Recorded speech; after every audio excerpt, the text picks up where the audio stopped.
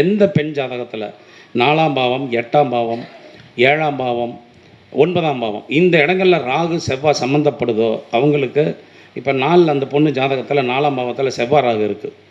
9 அப்படின்னு எடுத்துக்கலாம். செவ்வாய் ராகு இருக்குது அவர் கொடுத்த பெண் ஜாதகத்தில். அப்போ செவ்வாய் ராகு சேர்ந்தால் அந்த இடத்துல திருமண வாழ்க்கை சோபிப்பது இல்லை. அந்த பெண்ணுக்கு கர்ப்பப்பை சார்ந்த கோளாறுகள் நிச்சயமாக இருக்கும் அப்படிங்கிறதையும் நாம் எடுத்துக்கலாம். இதை எளிமையாக நீங்கள் எடுத்துக்கலாம். ஒரு ஜாதகத்தை ஒரு லக்னம் எந்த இடத்துல தொடர்பு கொள்ளுதோ அதை எடுத்துக்கலாம்.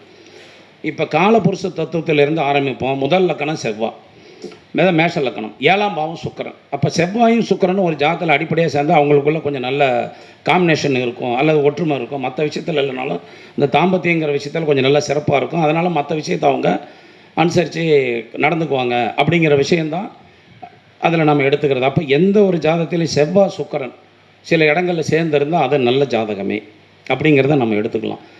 ரெண்டாவது